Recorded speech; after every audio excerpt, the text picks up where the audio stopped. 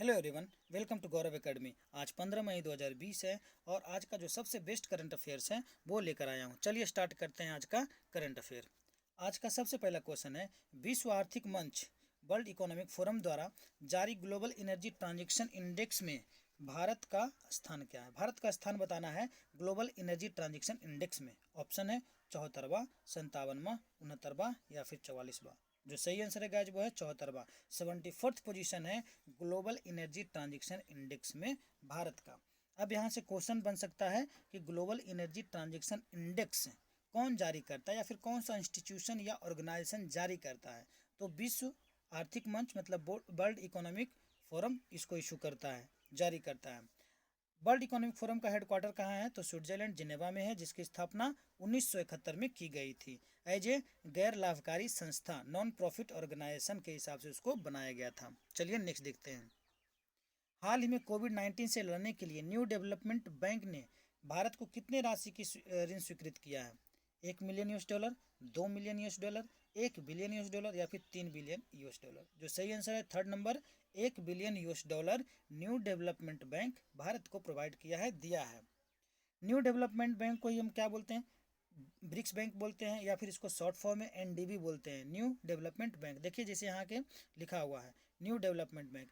इस बैंक को 5 कंट्री मिलकर बनाया है। इसी 5 कंट्री को मिलाकर ब्रिक्स बना है, ब्रिक्स नाम बना है। जैसे बी से होता है ब्राज़ील, आर से Russia, I for India, C for China, S for South Africa. ये 5 कंट्री मिलकर न्यू डेवलपमेंट बैंक बनाया है। कब बना है, 15 जुलाई 2014 को बना है। इसका हेडक्वार्टर अभी कहाँ है, शंघाई चाइना में है। और अभी वहाँ का अध्यक्ष मतलब प्रेसिडेंट कौन है इस बैंक के, तो भारत के हैं केबी कामत हैं। ठीक है, चलिए नेक्स्ट देखते हैं।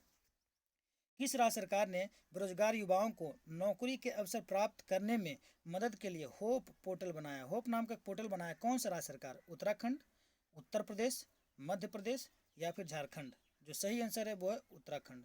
उत्तराखंड सरकार एक होप पोर्टल बनाए हैं। उत्तराखंड की बात करें तो वहाँ के मुख्यमंत्री अभी त्रिवेंद्र सिंह रावत हैं, बीजेपी के हैं, और राज्यपाल बेबी रानी मौर्य हैं। चलिए नेक्स्ट देखते हैं।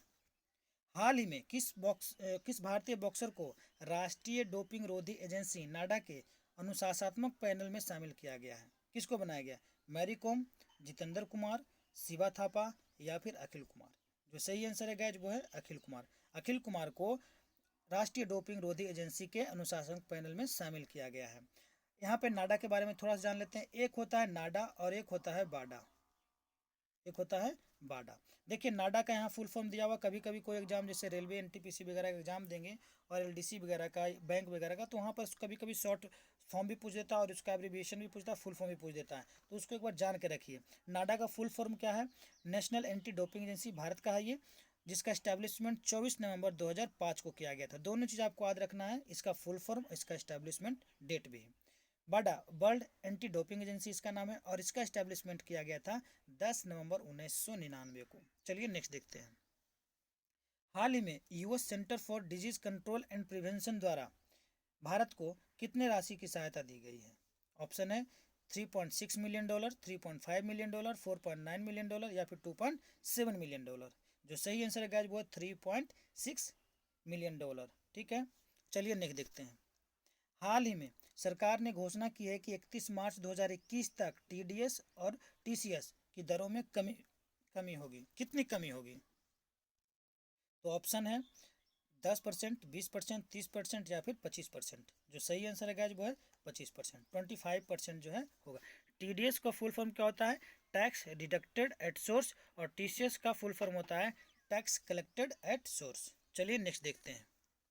किस देश ने सामाजिक भेद या फिर दूरी के लिए आई फील यू ब्रेसलेट विकसित किया है। Spain, France, Singapore, Italy.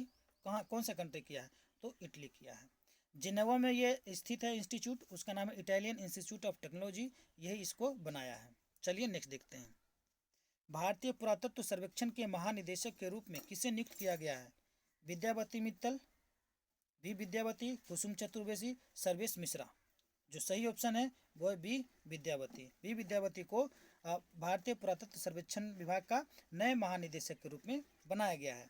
अगर हम भारतीय पुरातत्व सर्वेक्षण की थोड़ा सी बात करें तो इसका संस्थापक अलेक्जेंडर कनिंघम को माना जाता है और इसकी स्थापना 1861 में हुई थी। अभी इसका मुख्यालय कहाँ है? नई दिल्ली में। चलिए नेक्स्ट देखते हैं।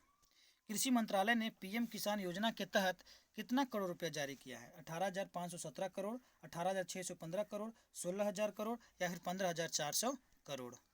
जो सही आंसर है गाइज वो है 18,517 करोड़। चलिए नेक्स्ट देखते हैं। तो गाइज आज का मोटिवेशनल कोट्स है, समस्या का अंतिम हल माफ़ी ही है, माफ़ कर दो या माफ़ी है। तो गाइज अगर वीडियो अच्छा लगा होगा तो इसको लाइक और सब्सक्राइब करिएगा, अपने दोस्तों को भी शेयर करिएगा। Thank you.